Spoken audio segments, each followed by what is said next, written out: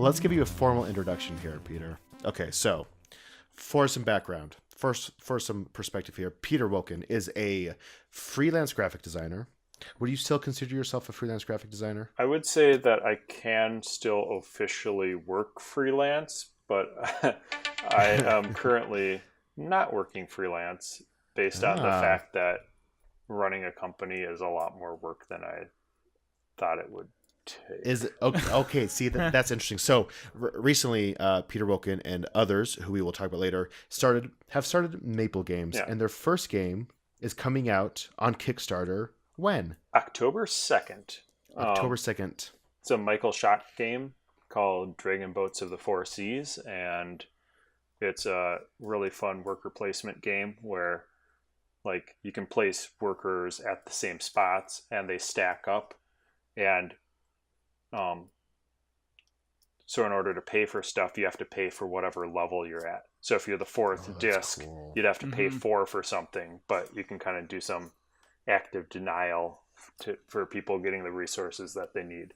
And so you're gathering stuff at the docks, and then you're giving offerings to the dragon boats, and then you're going to these different islands and putting down farmers to set up little farm settlements, and or you can climb the mountain and gain wisdom, and you're collecting tile sets for points, and you're collecting, yeah, there's a couple of different ways to win, but long run you'd need points to do it. Yeah. Oh, But that sounds so we good. we heard about it, we played it, and we just loved it so much that it was like, yeah, I think this would be a really solid first game. That's so. Oh man, that's exciting. Like there must be a lot of excitement behind the first game because it's a lot of unknown. It's kind of going to tell your story as a brand new publisher and kind of set that foundation. So that's exciting, and that sounds like a hit. I love worker placements where you stack things. A game I really like is Chimera Station. I don't know if you played that one I yet. have not. It's by TMG. thank you TMG, and you. It's another worker placement and things stack, but it's your own things that stack. You make little aliens that have different powers. Anyway, Well, what's uh, really fun as well is you have a fourth worker disc, and mhm. depending on what you want to have as your starting resources, you put them on cards, and the cards are activated per round. So if you get something really juicy, you might not get your fourth worker until the fifth round, but you have more resources to start with. So there's a fun Oh, little that's cool. track for just kind of tracking the rounds, and you play up to 6 rounds. Oh man, okay. I'm excited. Now to help put other things into perspective, I'm going to now I said earlier that you're a prolific board game graphic designer. I'm gonna list off a whole heap load of games that you've worked on, then I just pull this off of your website. So here we go. I've heard of a lot of these, but not all of them. Here we go. Dead of Winter, Sagrada, City of Remnants, Zaya, the Cold War, CI versus KGB, Masmora, Legacy Gears of Time, Anomia, Vault Wars, Unusual Suspects, Bioshock Infinite, March of the Ants, Council of Verona, Lagoon, Epic Resort, Council of Blackthorn, Nautilus Industries, Backyard Builders Treehouse, Looters, Tides of Infamy, Dodeca, Pirate's Den, Video Game High School, Play Me, Gear World, Where Art Thou, Romeo, Blood Bowl, Team Manager, Clash Fighter, Dinosaur Island, Rivet Wars, Mansions of Madness, Nexus Ops, Rock Band Manager, Seikatsu Myth, King of Clubs, Rivet Wars. I said Rivet Wars twice, but And that is a That's pro. that's it. and I haven't updated it in a while. I was going to There's say, games like, I think it's been like that for a Nyctophobia, while. for example, that are Oh, out now. Nyctophobia, right? That I'm letting future Peter update the website. I don't really need to right now. Eventually, I should. At some point. But that is just a ton of games. There's history there with Fantasy Flight. There's history there with Simon and other publishers. Plaid Hat. Plaid Hat. Mhm. Oh yeah, Plaid Hat as well. So when did you start? What's your early history with doing board game graphic design? I actually started out at Fantasy Flight Games. Here, let me pull up my LinkedIn profile because I don't remember. Let's see. I don't want to make it seem weird, but I think you started off in marketing, didn't you? Oh, I did start off in marketing. I'm just trying to get the time frame. Were you a board game player before starting at Fantasy Flight, or did working at Fantasy Flight make you a board game player? I was a board game player. I've definitely played a lot more board games since then.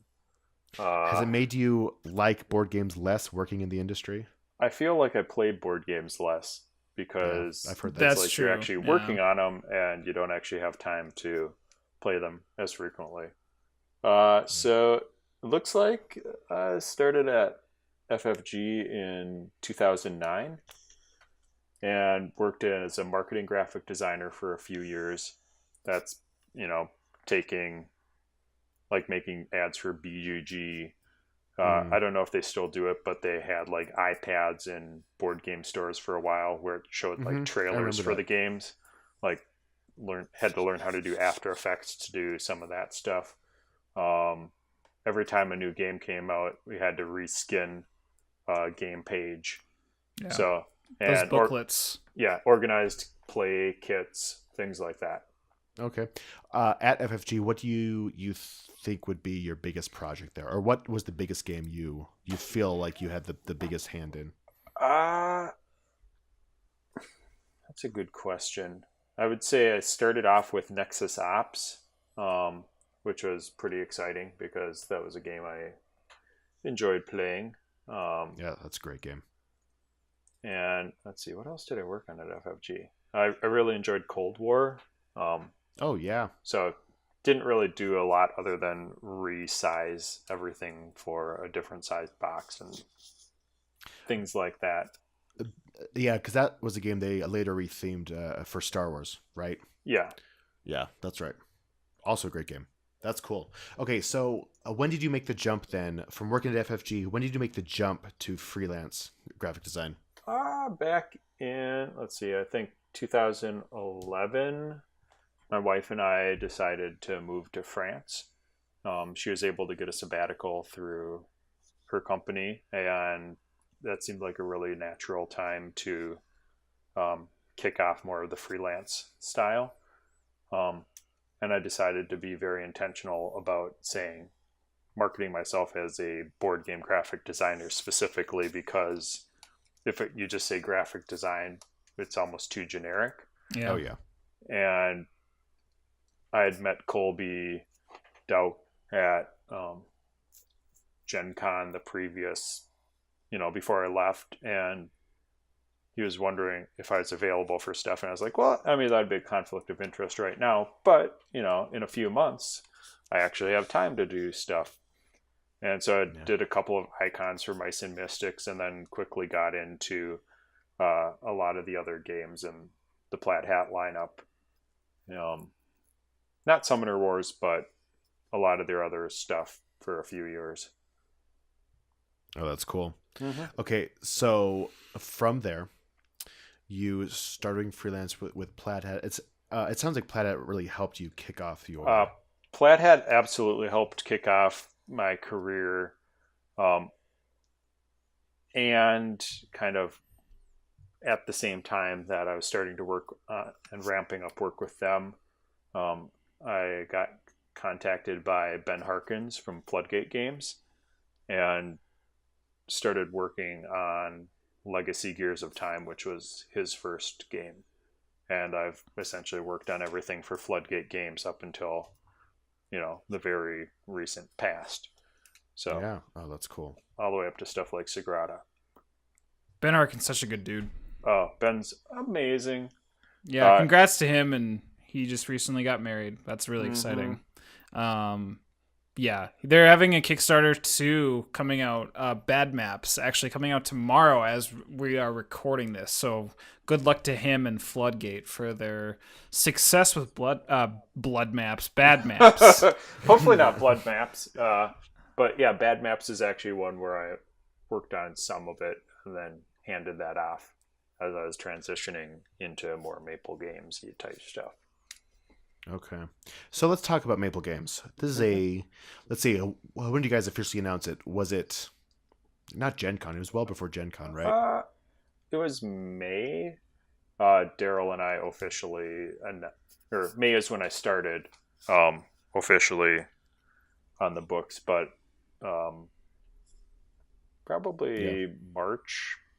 Daryl and I started talking about, forming our own company. We had met at a number of different conventions. He was the co-designer of Sagrada, so Yeah. and he also worked at a number of different companies, including IDW. And so, yeah, I just worked with him on a number of projects so we were really comfortable with each other, and we both brought different skill sets to the table. And That's cool. yeah, felt very compatible. So what are you hoping to do differently, or what are you hoping to bring to the table that's different from other publishers with Maple Games? Our goal, obviously, is fun. Mm-hmm. That's first and foremost, because you're playing games, you want to have fun. And I'm the creative director, so my goal is to always have them be just visually like super amazing looking. Because, there's a reason that people play games at the table. And it's not because, it's because they really, having those tangible artifacty things that you can touch and interact with, and you're sitting across the table. Like, if you're going to do that with friends, you might as well be a gorgeous experience. And that's something that I've always tried to keep pushing, is like, how can we up the game in the games that are coming out, and how to make those experiences just, moments of joy. It's I think it's truly prevalent in Sagrada. I think that's where people really started to realize that the dice and crafting this the window, what is it? What am I thinking? Yeah, the stained glass window is where really that, I think, started to really kind of come through, is that game, and to know that, yeah, this is what you're doing now with components. You're making sweet art and interacting with these really cool mechanics. And so I can totally agree with you as well too, that having good looking componentry and interacting with people immerses you that much deeper into the game. And I do think, to a degree, also makes the game, a bit more or fun to play and fun to interact with, so. Yeah. And it's like, yeah, you might as well enjoy the visual spread in front of you, because yeah, I don't want it to just play a game that's a boring looking game. Yeah. Well, it's true. I mean, the whole idea is you're having an experience with these people, and anything you can do to support that experience is crucial. I think people are kind of afraid, or I think sometimes people think, oh, I just want good gameplay. I don't really care what it looks like. But I don't think that's true, especially for me, where, yes, there does need to be great gameplay, but it needs to be supported with a great experience in general. The gameplay can be fantastic, but if your components are not supporting that, or if they're not helping teach the game, or if they're not making it easier to play the game to enjoy that great gameplay, then it kind of just negates itself. And so I definitely think there is an importance to that. That's exciting. Completely agree. So yeah. So are there plans to publish your own games, Daryl's games, or are you guys just hoping to bring Daryl's in just awesome other at people's? making games. If we have the right game that feels like it'll fit into our lineup, then yeah, we'd sign it. But he's a freelancer too, so sometimes like you'll still see things like the Ghostbusters game just got announced that right he's working on. Speakeasy Blues. Mm-hmm. Yeah. So it's like, if it feels like the right game, like our just kind of general rule of thumb is a Days of Wonder style game. Okay. Also for Kickstarter, like, we're not going to do stretch goals like, we're going to upgrade the card component quality or whatever. It's like, no, we're just going to say this is going to be a really high quality game. Mm-hmm. And hopefully that's a value proposition that people are excited to back. And I don't want to say, oh, it's going to be this really flimsy, paper stock, but if you guys all pitch in, we can upgrade it. It's like, no, it's like, if you're going to do it, let's just do it well. See, and it's so true. It's been really interesting to see that trend in Kickstarters in general, right? Because for the longest time it was, let's put out this middle product and then get better, or get the full game out through stretch goals. But we've seen that more often, and I think there's a lot of power in that, and I think it sets expectations early on. And I think there's a lot of good behind that, and I love when publishing companies do that. I think that's super smart. Thanks. Yeah, we're hoping that that's something that people feel like, hey, that's, something that's worth backing. And, obviously we hope to eventually be in retail and things like that. But like at least short to medium term, if it doesn't get backed on Kickstarter, then we just won't print it. Mm-hmm. Yeah. So even though we've spent a lot of sweat equity in it, it's like at the end of the day, if it's something that doesn't seem like it would resonate with people, then, I'd rather say, nope, it's got to be a certain level of quality, or what's the point of doing it? Yeah. So what's been your general response from people as you've been playtesting it, as you've been taking it to cons, things like that? Overall, what's the reception been like? People have really been digging on, like, especially like the stacking mechanism on, just like, ooh, that's a really fun way of, doing worker placement. And they haven't even seen kind of what the final thing is going to look like. Right now it's at maybe 60% of what the final version will be, because I'm planning on making 3D cardboard boats. So it'll kind of look like little, fun Dragon sculptures that you're moving around the board. And just really excited about how it's just gonna all visually come together. And I've got that all in my brain. It's just a matter of spending the time to actually get that out. Yeah. Well, I think there's heavy boat competition in board games now since Container came out. So unless your boats are like 8 inches long and can kill someone, I think you have a long way to go. Honestly, like that's something that we didn't want to do. Like, we actually talked about like, well, Container came out, like, should we be doing like plastic sculpts of the boat? And it's like, no, it's a more of a Euro style game, so we're not going to do plastic components in there. One thing that I'm excited about that hopefully we get a stretch goal for is including a little fan, like an actual fan that you can use as the first player token. I love it. It's like, why not? Yeah. See, that's what stretch goals are great for. Yeah, exactly. I can make it out of punch board. It'll look nice, but might as well step it up. That's really funny. I do want to also make mention too that Maple Games is not a 2-person team. It is actually a 3. It's at least that I'm aware of a 3-person team, and I know that you guys have Jessica Davis, who has been doing some extremely awesome social media work for you guys. So talk to me about how having Jessica on the team has made Maple Games that much better. Jessica is amazing. She's a perfect example of why we want more women and diverse voices, like making content for people. And she's just got a really natural eye for awesome games. She's working on some of the dev stuff and some social media stuff for us. And she's just super awesome. So we've been very blessed to have her on the team. I know that she's been doing some social media, like live streaming on Facebook, answering people's questions, and I've been seeing that viewer count go up every single time. She's everywhere too. She did like a whole like stretch this summer where she literally attended, I think, every single convention for board games that existed. She hustles her butt off, and she does an amazing job. I have no idea how she's like able to like still be with it. Like, she's just everywhere. It's incredible. It's crazy. And so she's really also cool. like the world leader in playing the Mind. Yeah. That's right.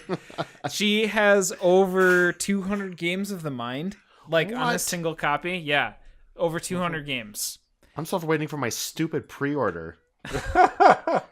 She had it. I think I saw it on social media too. She was able to go and meet the designer and Wolfgang Warsch. Yeah, and be able to play with him and stuff. And I I think she had made mention too that like she was definitely like an advocate for that game. Like everywhere she went, she had played it with a bunch of people. It was so Oh, awesome. absolutely. She's been a very great evangelist for the mind, which Yeah, is that's That's awesome. cool.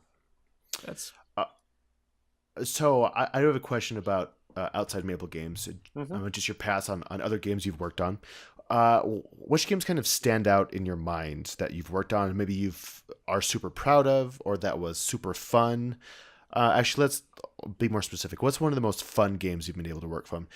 And I'm not talking about like fun gameplay, but like the whole project itself was just super fun. I would say kind of anything with Pandasaurus. They're amazing to work with, but like Dinosaur Island was super fun because they kind of let me do whatever on to it. be Yeah. Well, look at that game. The game just looks fun to look at, you know? Yeah, Yeah. it's definitely divisive as far as the visual aesthetics, but at the same time, we've got a snap bracelet, we've got like custom metal coins, we've got just dual layer punch board, all that fun kind of stuff that is just kind of in there, adding to the look and the feel of the game.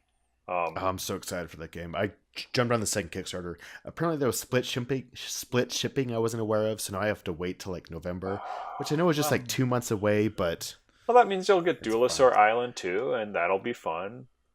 And I didn't do that one. what? I know. I regretted it instantly. Instantly. Well, Also play it. hopefully you'll be able to get it at some point. I It's will. a really Yeah. fun version. But honestly, like anytime I can work on components that aren't in a typical game, like that's Yeah. something I really enjoy doing. Anytime there's custom metal coins, especially, like that's just really fun to do. And I'm not like 3D modeling them or anything. I'm just making a grayscale bump map in Photoshop. hmm So, what game in your past has kind of stretched you the most, or has helped you grow the most? Uh, I think honestly, Sagrada has because what happened with Sagrada was like the player windows event.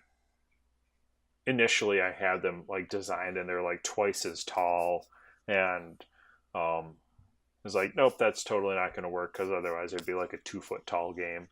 Um, that's what the giant version of Sagrada is for. Yeah, I was gonna say that's out there. Yeah. But it was like you think through things in almost more of a mechanical like production style way where like the player board itself, like your window, is 3 pieces of cardboard, so you're thinking like through what's on every single layer. So that first layer is the window, and then there's these black borders and that all gets punched out, and then there's a secondary layer which is just, you know, a fairly thin piece of material that allows that's wide enough where you can slide in new window pieces, Hmm. and in there there's actually a honeycomb to reduce the amount of weight, just because the game was weighing so much. And Yeah. then the bottom layer is technically a two-sided print because you have to print like the little glass for the window underneath, and then obviously the backside of the Yeah. thing. And so Man, it's a lot yeah. more thinking through how does this thing get actually produced and shipped, and thinking through that side of things is really intriguing for me. So, are you able to work with the printers over in China then at times? Are they working with you directly since you are kind of behind the production of that? Or are you just kind of giving the files to the publisher and being like, good luck with these. Let me know if you have any questions. For every publisher, I did a different level of service. It was just based on what they were interested in. But Okay. at least in the past, generally, it was more playing a game of telephone and occasionally getting connected directly with the factory. And then people at like Panda Games Manufacturing, like I harassed all the time on just like, hey, weird question. How would you do this or that? And, kind of figure that out. Oh, that's cool. Were they pretty easy to work with in general? Like, are they open with ideas, help you formulate ideas over at Panda? Yeah, they seem to be really good at, as far as like you get a manager that um, like project manager that works in the U.S. or whatever region you're in, um, and kind of is your liaison between you and the factory, and being Oh, able that's to cool. do all that sort of stuff. So I mean, there's a reason they're more expensive than a lot of other printers, Mm-hmm. but also I don't know. I've always enjoyed working with them, but Yeah.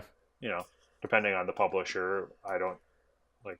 In the past, I didn't really choose who we printed with. Right. Right. Oh, that's cool. I'm taking up a lot of the time, right? Do you have any questions over on your end? I'm just talk.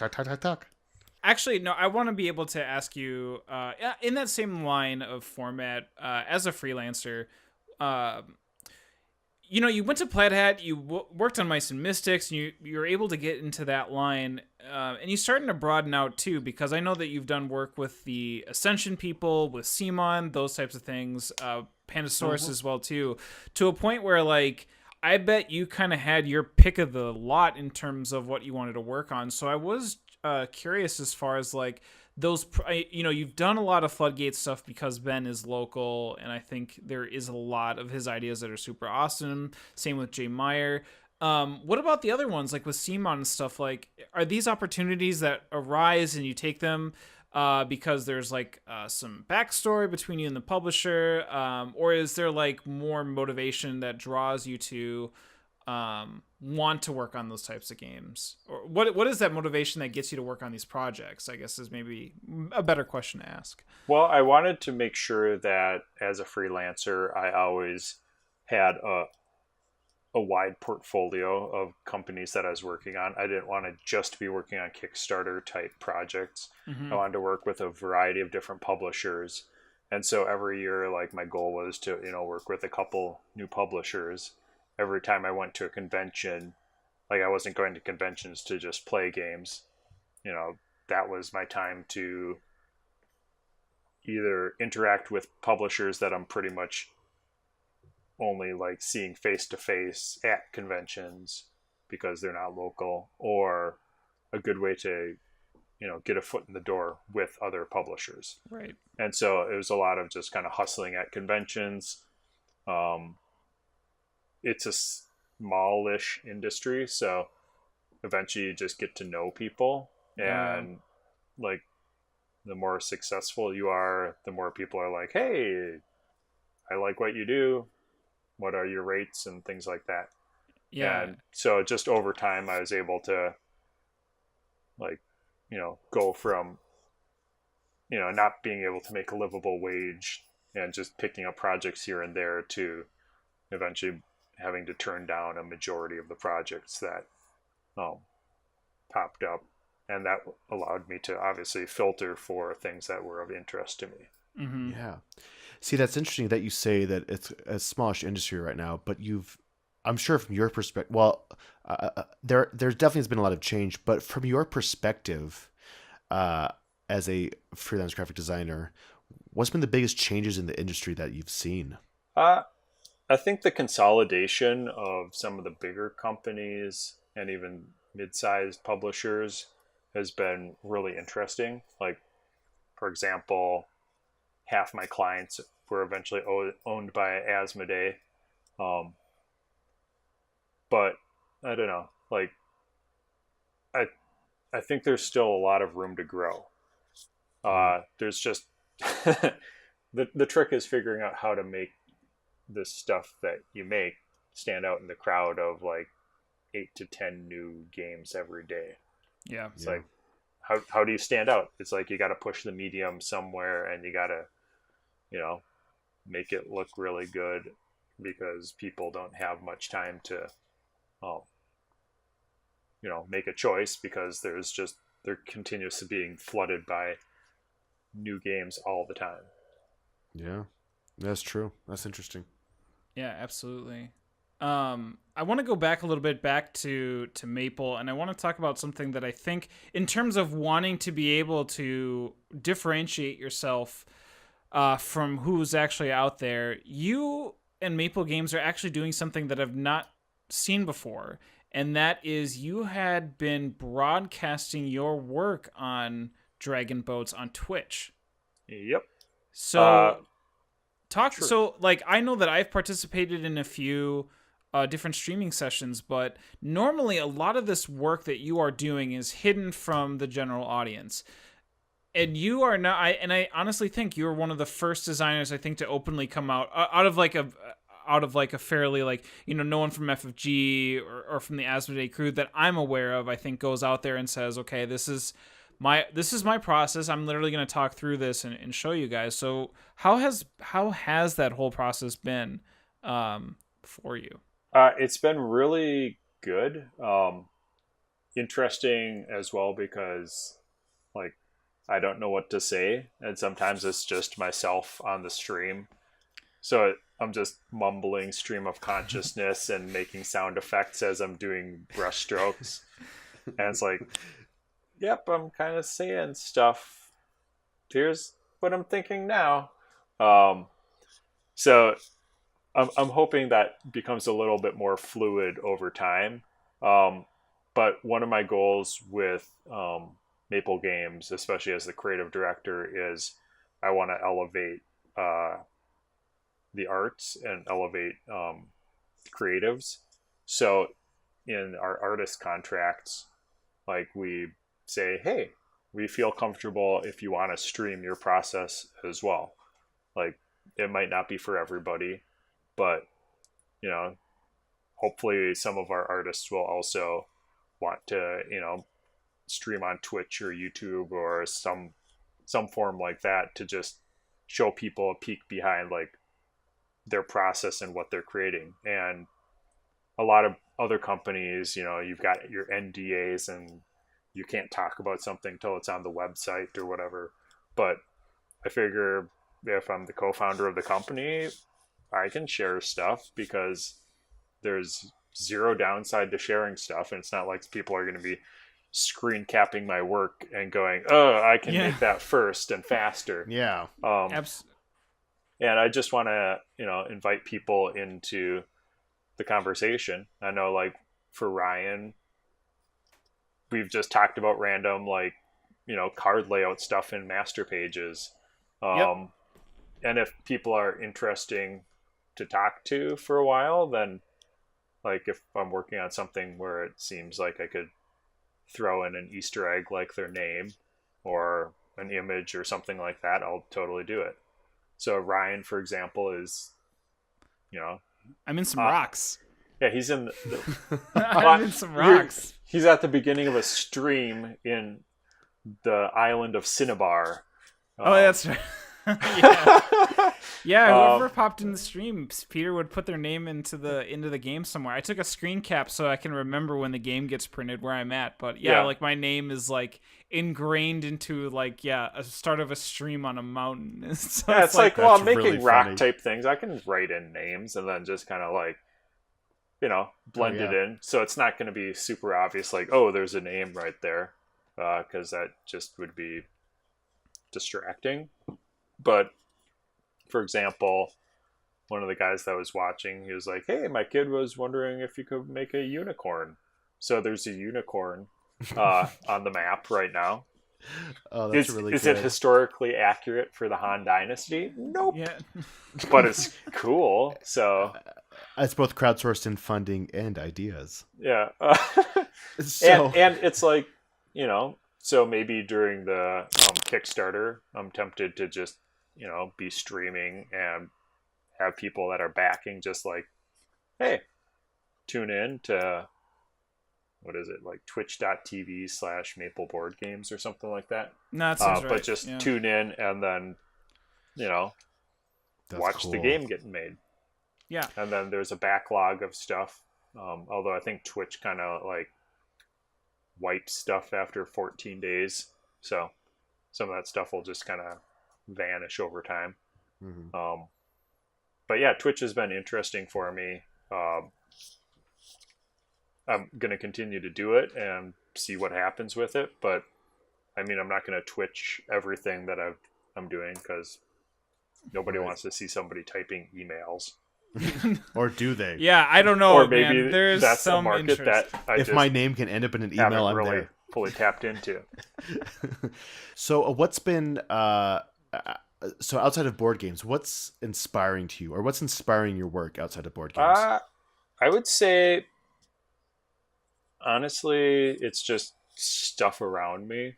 I try to, give my eyes a break every once in a while and walk around or go kayaking or something like that, and just kind of looking at the natural world. And um, yeah, that's inspiring.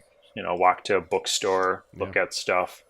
Um, the website ArtStation has incredible portfolios. I'll just kind of look through a lot of those. Then it's like, oh crap, there's so many amazing artists out there. How can I get them for It's Maple so easy to Games? start. Okay, how about within the industry? Is there anyone in the industry, in the board game community, that's really inspiring to you, or that has influenced you in some Yeah, way? I've really enjoyed what Quan Chai Moria's been up to. He's Yeah, awesome. he switches it Oh, up yeah. all the time. So I think most illustrators can work in any style, really. Yeah. But honestly, like, when you're in school, sometimes they're like, oh, pick one style and, really develop it out. I've never been that kind of illustrator. And I don't know, Yeah. like, His illustration of the cover of Bosk is A yep. plus. It is A plus. That's another Floodgate title that's coming out. It is a magical piece. Please look it up on Board Game Yep. Geek. Like, I think it's one of my favorite pieces.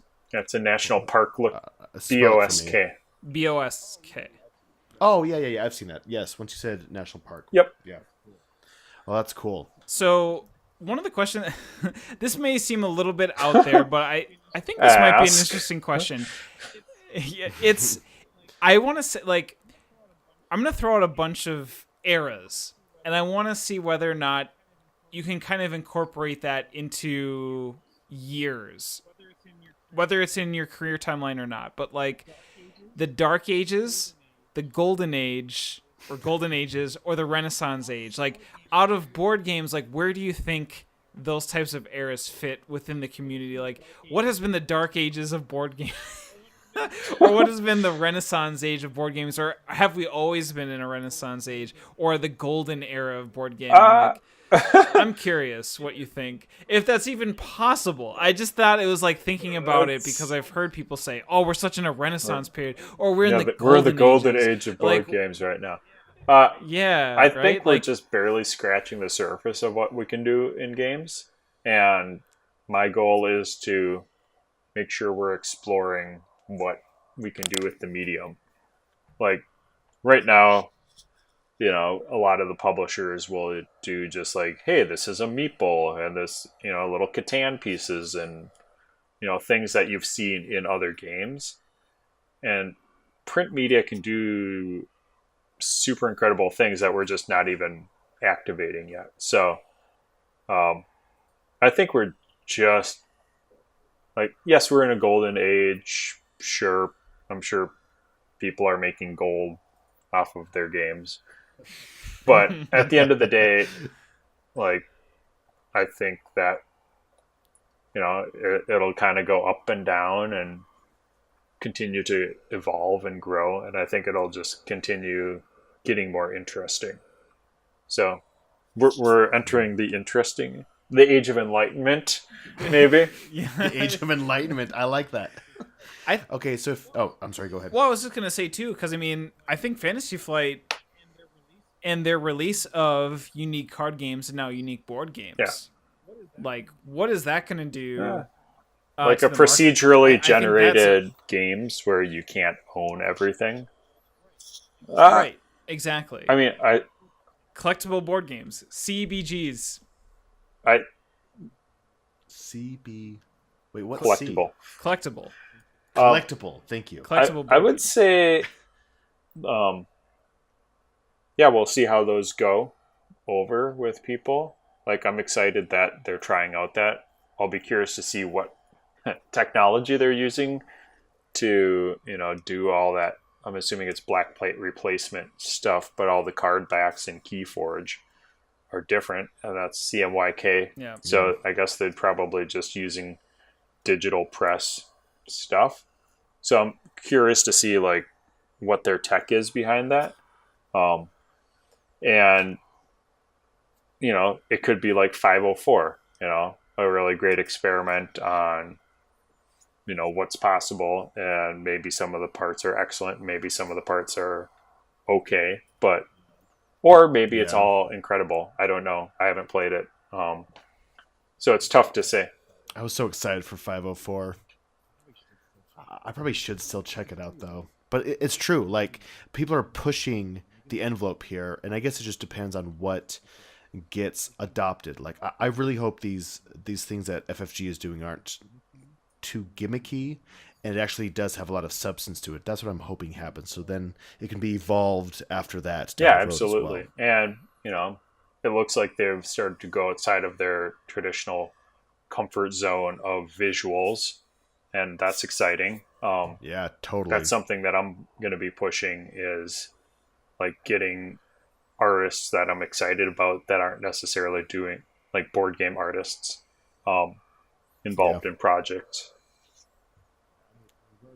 I mean, we're already seeing that in other places too. Like, Feudum started that way, Scythe started that way. There are these games that the art is being done by people who aren't even aware of the industry at times. Like Imagineers, for example. We've got an artist named Apolline Etienne. I think I'm probably butchering her last name a bit, but her Etienne. But she does incredible art, and I found her on ArtStation, and it's like, hey, sweet. That's cool. Let's have her do some art for us. And I've been very excited about how it's all turned out. Yeah. So speaking of Imagineers, I think I know that you guys do have not only just Dragon Boats, but you have Imagineers, which is a roller coaster or theme park like board game that is in the works, right? And then you have one that I'm interested in, and I've never really heard of it. But what's the comic book one you have? It's like called Mind Management. Right? Mind Management is by a guy named Matt Kint. He does.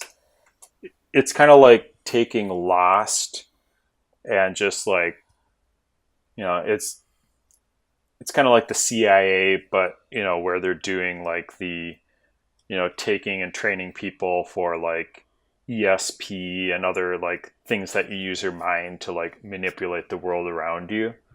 And that's cool.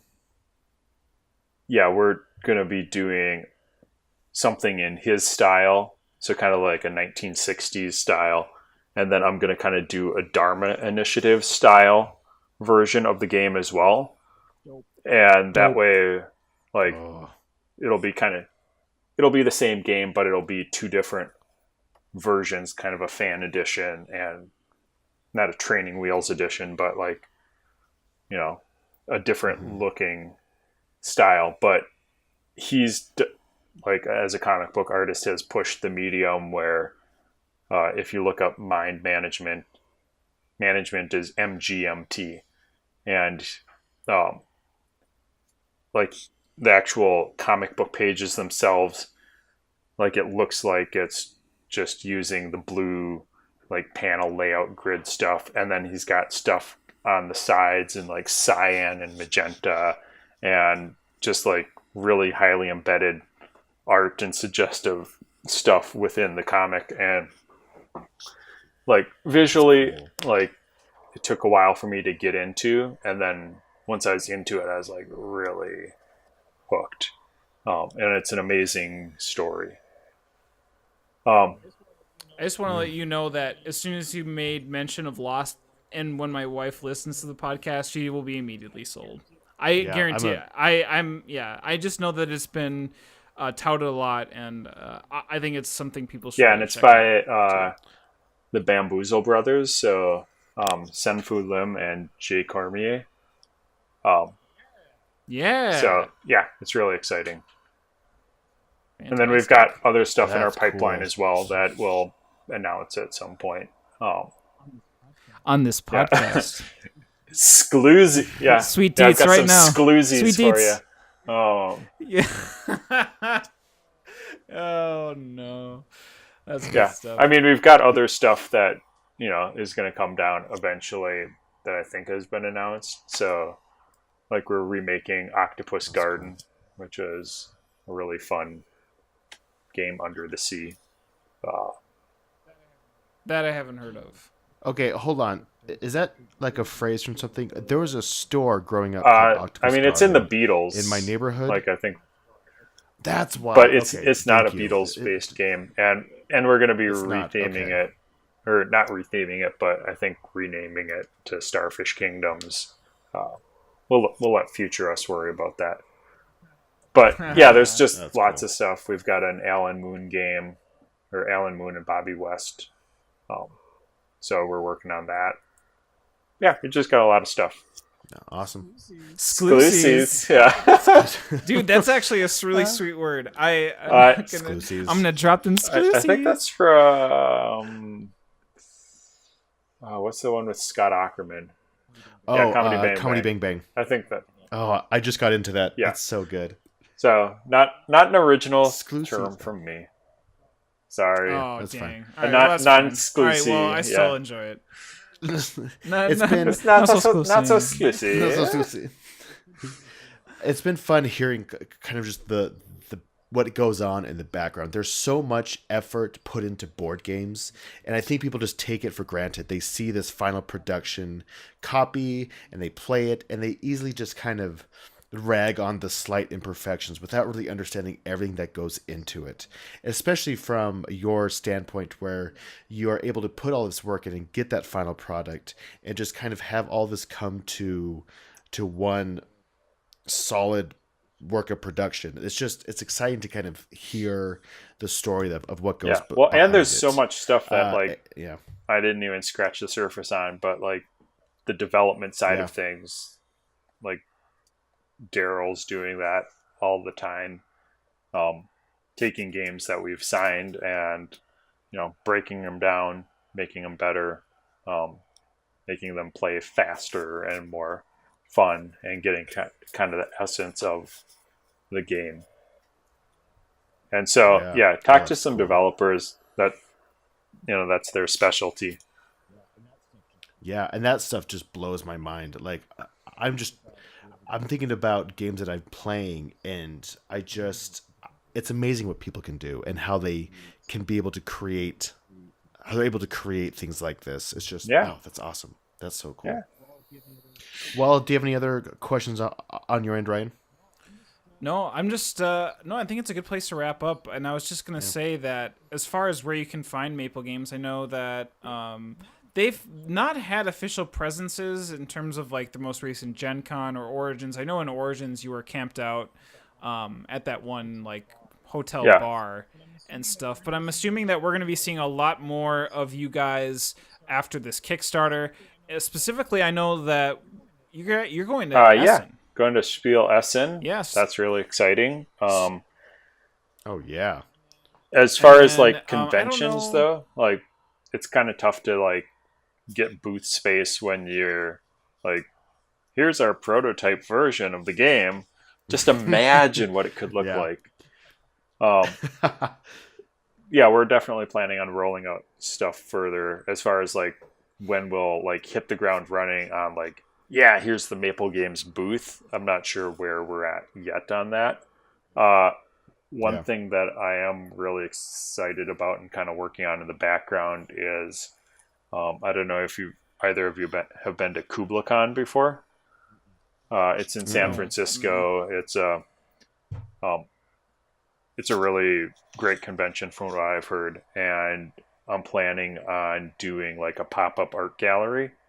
So like a gallery art opening Nice. thing with Maple Games art, and I'll probably try to wrangle some other artists and show originals and maybe do some prints and have cheese and wine and all that kind of gallery opening type stuff. Just That's because cool. at the end of the day, like we want to be, positioning ourselves as really caring about the visuals and the art side of things. And so, yeah, a gallery opening, it makes sense. It does. Interestingly enough, it does, because I think cover art is a huge proponent in terms of what draws me into being like, what is this game actually? It's the name, it's the art. That art pops. You look at it and you're like, okay, I want to turn this box around, see what it's about. Or even I'm completely guilty of buying games right off the shelf. I know. I've seen Paper Tales. I've seen you do that, and then I've played the games that you picked off the shelf. I was like, cool, let's play it. Yeah, Paper Tales, most recently by Stronghold Games, has this really sweet box art, and not gonna lie, 80% of the reason why I bought that game was because it had that really sweet title, or the really sweet box cover on it. Like, it's this picture of like a king, and it has like a bunch of little tiny illustrations. So cool. So being able to have an art gallery based upon all that, like just in its in its picture form, I think is a great idea. No joke. That's sweet stuff. Yeah, no joke. I don't joke. No joke. Because you said no joke. Okay, so yeah, stop joking. No joke. No joking. Serious time. No, stop, guys. Okay. It's funny to hear that all this stuff's happening for you. I wish success for many years upon you and your team. I appreciate you taking the time, especially on freelance. Time literally is money, so I appreciate you taking the time and chatting with us. It's fun to hear people in the background, or what's going on in the background. So I do appreciate that. I do have some other quick questions to ask you quickly, but first I need to know, when did you graduate high school? 2001. Okay, great. Okay, I was 02, and so these questions will be more applicable to you. Okay, flash questions: Britney Spears or Christina Aguilera? I don't know. They're both have catchy songs. the most middle of the line. Yeah. So this is so moderate. Both, I love it. Fantastic women with skills. Okay. I did this one with Isaac Vega as well. Star Trek or Star Wars? I would go. And give me one answer. Give me choose one right now. You have to choose. Okay. Star Trek definitely has its merits, but yes, of course. Okay, come on. Just I enjoy both, opinion. But I would definitely lean more Star Wars. Oh, that's so good. That's awesome. I'm not asking you anymore. Oh, those are great. Okay. Is there one more? Oh, what was it? Hold on. Sorry, are you asking all these questions to every guest, or is this going to be? Yeah, sort of. It's kind of been the motif. All right. So, NSYNC or Backstreet Boys? Which is the one that had Justin Timberlake? Then let's go with superior NSYNC. one. Yeah. There we go. NSYNC's back. Okay. All right. Yeah. Oh, so he'll be joining us for our musical episode. Yeah. You've now officially signed up. We'll be in touch in like the next 3 months. Okay, so the final question that is a bit more serious. If you could give a word of advice to prospective people, graphic designers in the industry, because they are definitely out there, what is some short advice you would give them? Make sure you set up yourself as an LLC, because that gives you a little bit of protection. Make sure that you save enough money for taxes. My goal is always, I just take 35% of anything I make and just keep it in my bank account until I pay taxes on it, because you don't want to have to owe afterwards. Make sure you get a contract signed. Feel free to reach out to me, Peter at maple.games, if you're really getting into it and you want, a plain language contract that is pretty good for you. That's awesome. I'm trying to think of other stuff. That is but great. Yeah, it's like you're running a small business. Don't just do things because it gets you exposure. At the end of the day, the only thing exposure gets you is hypothermia and then death. Like, you need to be able to pay your bills. Don't do work for just the sake of doing work. Like it's super awesome to be in the board game industry, but make sure that you're getting paid a fair wage, because at the end of the day, like if you're just trying to, have a race to the bottom on price, you're not going to win, because unless you're living in a place that really has a super low cost of living, you can't compete. So charge what you're worth, and then if people are like, yeah, but we're not going to go with that, it's like, that's fine, Yeah, that's true. and That's awesome. Some great practical advice. and Oh, charge hourly, not flat rate, because there's always scope creep, and Oh yes, yeah. yes. scope creep. That is a fantastic practical advice. Ryan, what practical advice do you have for being a human being in general? Be happy, much like a clam. Look at that. Full circle. Boom, boom, boom, boom, boom. Well, thanks, everyone. Okay, so where can they find you, You Peter, can go online? and find me at boardgame.design. You can follow me on Twitter at Peter Wocken, Wocken. Give a follow to Maple Games or I suppose it'd be maple.games, I think is our address. I think, on Twitter, Maple.games is the website that has links to social media. I think specifically on Twitter it is Maple Board Games. Most be importantly, able to follow find it me through- on Twitch at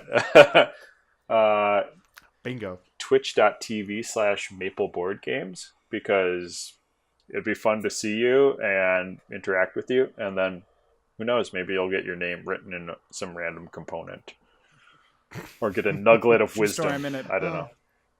Yes. That's awesome. And then find us at Roll Doubles on Twitter.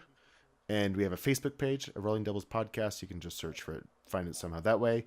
And Ryan, you're at? Yep, I'm at RyGuy314, where I will post about my musings, Yeah. mostly board game related. And please, if you could, go to iTunes and rate us, and go to Google and rate us as people, not like the podcast. I want you to rate me as a human being. I want to know what my value is in your eyes. And always From round one up. human. Round up. Always round up. Always round up. Yes. All right. Good Good night, night. everyone. Yes, good night. Thanks again, Yeah, Peter. no problem. Thanks for listening. Music intro is See But Play by Fantastic Plastic Machine, and music bumpers were created by myself using Apple Loops and GarageBand for iOS. Join us next week as we drivel on about more board games on another exciting episode of Rolling Doubles Podcast.